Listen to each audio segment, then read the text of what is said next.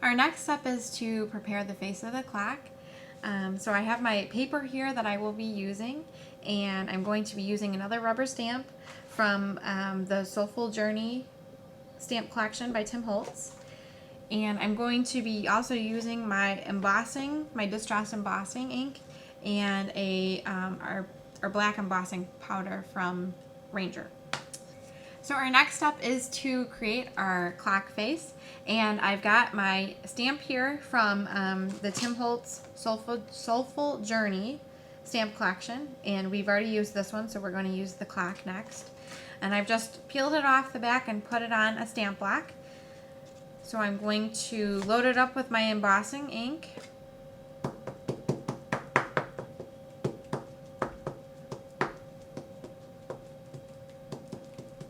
And then the other thing that I want to do is I'm going to rip off a little piece of paper towel here, and I'm going to clean off the spots that got embossing ink on in the flat part, and then I'm also going to wipe off the handles because my clock that I've purchased has handles and I don't want those to show.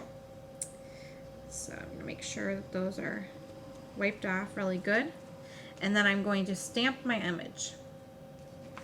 So I've got my paper here that I created, and stamping. Press down really good. Okay, and then I'm going to put my embossing powder down, and I'm using black. I'll show you a couple other examples that I did using different colors, so just depending on what kind of look you're wanting to get. And I'm dumping my excess back into my jar.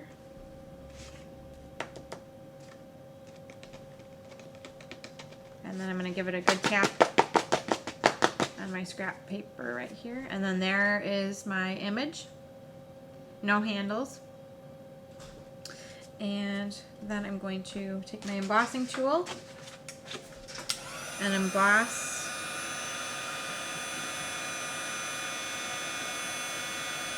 as you can see the crystals turn, they get kind of shiny, and that's when you know that your image has been embossed.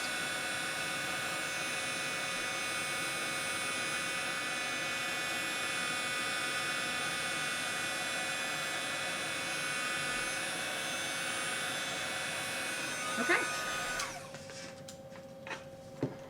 So let me show you a couple of other images, clock images that we did.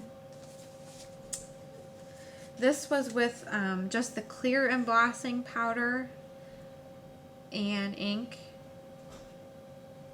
Okay. And then I also did one with clear ink, and this one isn't as dark colored. And then we also did one with a different embossing powder. It was called the Puffs by Ranger, that embossing powder, and it's white. So that's just a couple of different variations.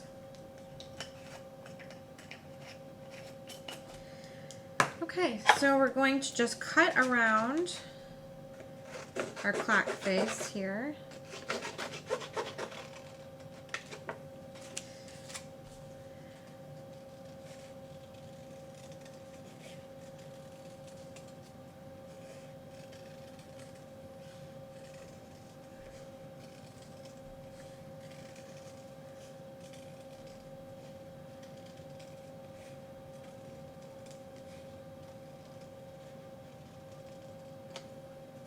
Okay, so there's my clock face, and I'm going to move this out of the way. I'm going to start to assemble my clock. We got this at our local craft store. Okay, so that fits down, but we're missing just one component, which is the back piece. So the inside of my box, when the clock sits in the top of the box, we want a piece to be covering so that you can't see the actual wood inside. And the box inside here is roughly 4x4. So I'm going to mark a spot on the back that is roughly at the 2x2 so I can get a center.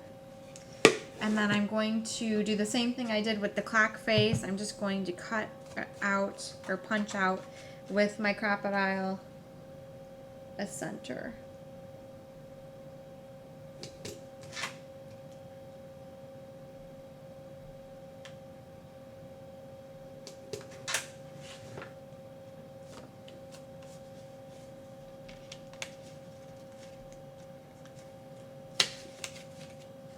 Okay, so I just pushed it through the hole there,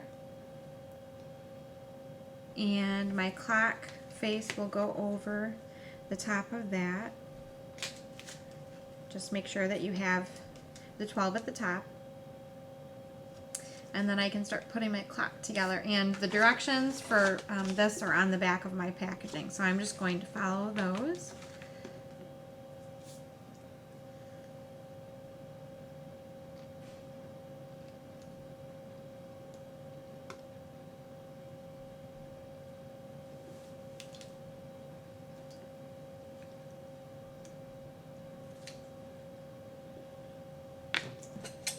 So my clock is put together, and I'm going to actually on our finished project here, we have just attached the clock with some Velcro. So every time we have to change the battery, we just have attached one of the 3M Velcro, and it holds our clock in place so that when we need to change the battery, we just pull that out. Now that our clock is finished, the last thing that we have to do for our box is to adhere just the last adornments to the outside.